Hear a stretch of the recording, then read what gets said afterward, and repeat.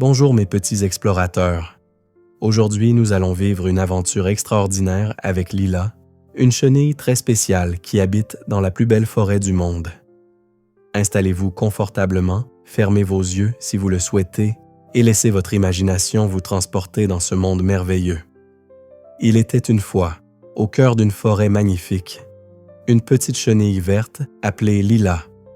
Contrairement aux autres chenilles de son âge, Lila était incroyablement curieuse. Elle passait ses journées à explorer chaque recoin de son chêne géant, posant 1000 questions sur tout ce qui l'entourait. Ce matin-là, Lila se réveilla doucement sur sa branche favorite. Le soleil filtrait à travers les énormes feuilles vertes, créant des motifs dorés sur sa peau rayée de jaune et de noir. Elle étira ses 6 petites pattes et ses antennes délicates, prêtes pour une nouvelle journée d'aventure. « Bonjour, monde merveilleux !» s'exclama Lila en regardant autour d'elle.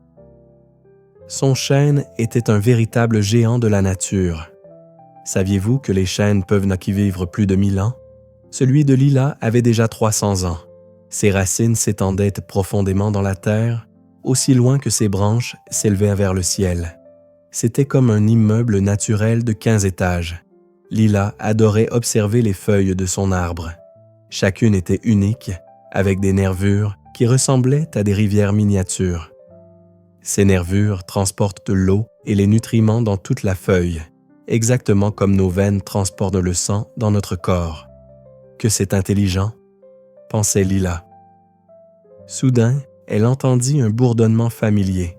C'était Barnabé, son ami l'abeille, qui revenait de sa tournée matinale des fleurs. « Salut Lila, tu as vu toutes ces belles fleurs en bas? Je viens de visiter les coquelicots rouges, les marguerites blanches et les boutons d'or jaunes. » Lila était fascinée.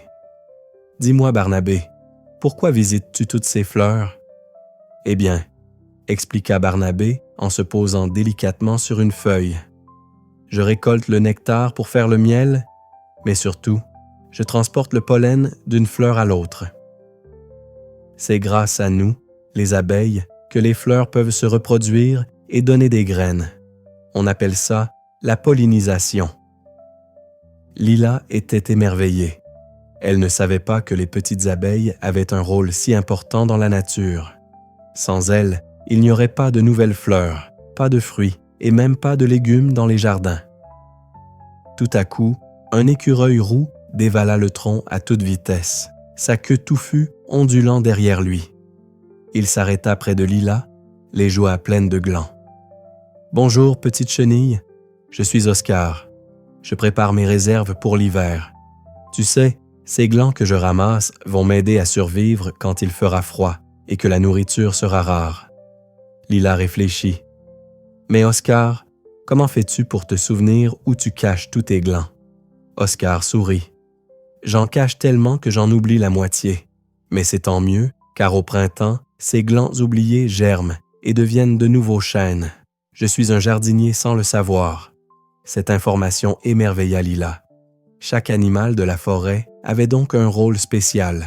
Les écureuils plantaient de nouveaux arbres, les abeilles aidaient les fleurs à se reproduire. Et elle, que faisait-elle de spécial? Pendant qu'elle réfléchissait, 2 oiseaux colorés se posèrent sur une branche voisine. C'étaient Julie et Tom, 2 mésanges bleus qui étaient ses frères et sœurs. « Cui-cui, regarde Tom, c'est Lila la chenille curieuse, » gazouilla Julie.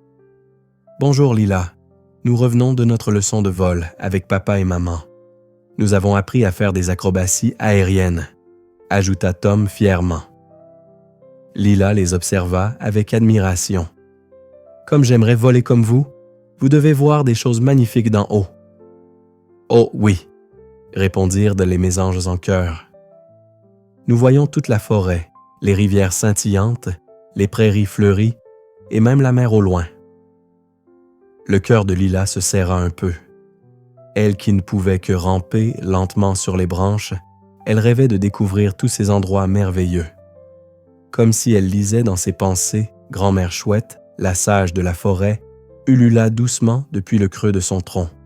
« Ouh, ouh, petite Lila, chaque créature a son moment de gloire. Le tien viendra bientôt, plus tôt que tu ne le penses. » Intriguée par ces paroles mystérieuses, Lila décida de continuer son exploration. Elle se dirigea vers un bouquet de feuilles particulièrement tendres. Son estomac gargouillait, c'était l'heure du déjeuner. Les chenilles, comme Lila, sont des machines à manger. Elles peuvent de manger jusqu'à 27 000 fois leur poids de naissance avant de se transformer. C'est comme si un bébé humain mangeait l'équivalent de 70 voitures. Lila croqua joyeusement dans une feuille bien juteuse. « Miam, cette feuille de chêne est délicieuse. Elle a un goût légèrement sucré avec une pointe d'amertume. » Elle mangeait avec tant d'enthousiasme que les miettes tombaient sur les branches inférieures. En bas, une famille de fourmis travaillait dur. « Merci, Lila !» crièrent-elles. « Tes miettes nous nourrissent aussi. » Même en mangeant, Lila aidait d'autres créatures de la forêt. Après son repas copieux, Lila se sentit soudainement très fatiguée. Une étrange sensation l'envahissait. Son corps lui semblait lourd et elle avait une envie irrésistible de se reposer dans un endroit spécial. « Que m'arrive-t-il » se demanda-t-elle. Instinctivement, elle commença à sécréter un fil soyeux brillant. Ses pattes bougeaient toutes seules, tissant autour d'elle un cocon doré et scintillant. Grand-mère Chouette observait la scène avec bienveillance. « Ouhou, le grand moment est arrivé. Lila va vivre la plus extraordinaire des transformations. » Tous les animaux de la forêt se rassemblèrent silencieusement autour du chêne. Barnabé l'abeille, Oscar l'écureuil, Julie et Tom, les mésanges, et même une famille de hérissons sortit exceptionnellement de jour. Ils savaient qu'ils assistaient à quelque chose de magique. À l'intérieur de son cocon, Lila ne dormait pas vraiment. Son corps subissait la métamorphose la plus incroyable de la nature. Ses 6 petites pattes se transformaient, des ailes grandissaient dans son dos, ses yeux devenaient plus complexes, capables de voir les couleurs que nous ne pouvons même pas imaginer. Cette transformation s'appelle la métamorphose complète. C'est l'un des phénomènes les plus extraordinaires de la nature. Le corps de Lila se dissolvait presque entièrement pour se reconstruire sous une forme totalement nouvelle. Pendant 14 jours, la forêt entière veilla sur le cocon de Lila. Les animaux lui racontaient les nouvelles du jour, les plantes orientaient leurs feuilles pour la protéger du vent et la pluie tombait doucement pour maintenir l'humidité parfaite. Au matin du 15e jour, le cocon commença à bouger. Puis, lentement, délicatement, une fente apparut. Tous les animaux retenèrent leur souffle. Une patte délicate émergea d'abord, puis une antenne, puis des ailes. De magnifiques ailes orange et noires, ornées de motifs complexes qui ressemblaient à de véritables œuvres d'art. Lila était devenue Lila le papillon monarque. Elle sortit complètement de son cocon, étira ses nouvelles ailes au soleil pour qu'elles sèchent et se renforcent. Ses ailes étaient comme des vitraux colorés, translucides et brillants. « Je peux voler !» s'exclama-t-elle, incrédule. Doucement, elle battit des ailes et s'éleva dans les airs pour la première fois. La sensation était indescriptible. Elle pouvait voir toute la forêt d'en haut, comme Julie et Tom le lui avaient décrit. Les rivières serpentaient comme des rubans argentés. Les prairies étaient des tapis multicolores. Et au loin, l'océan scintillait sous le soleil. Mais le plus beau, c'était de comprendre enfin son rôle dans la nature. Comme papillon, Lila allait polliniser les fleurs, aidant la forêt à se reproduire et à grandir. Elle allait aussi voyager très loin, parfois des milliers de kilomètres, transportant les graines accrochées à ses pattes vers de nouveaux territoires. « Maintenant, je comprends », dit-elle à grand-mère Chouette. « Quand j'étais chenille, je nettoyais les feuilles malades en les mangeant. Maintenant, comme papillon, je vais aider les fleurs à avoir des bébés. » Tous ses amis applaudirent. Barnabé bourdonna joyeusement.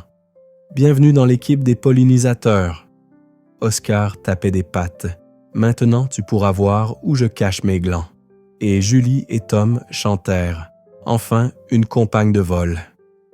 Lila regarda une dernière fois son chêne bien-aimé, puis s'élança gracieusement vers sa nouvelle vie d'aventure. Elle savait qu'un jour, elle reviendrait pondre ses œufs sur ce même arbre et que de nouvelles petites chenilles curieuses naîtraient pour continuer le merveilleux cycle de la vie. Et vous, mes petits explorateurs, maintenant vous savez que chaque petite créature dans la nature a un rôle important à jouer. Les chenilles nettoient les plantes, les papillons pollinisent les fleurs, les abeilles font du miel, les écureuils plantent des arbres et les oiseaux dispersent les graines.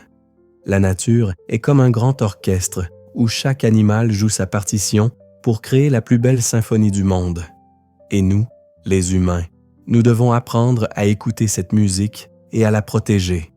Alors ce soir, quand vous vous endormirez, pensez à Lila et à sa merveilleuse transformation. Et qui sait, peut-être que vous aussi, vous grandirez pour devenir quelqu'un de merveilleux qui aidera à rendre le monde plus beau. Bonne nuit, petits rêveurs, et faites de beaux rêves colorés comme les ailes de Lila.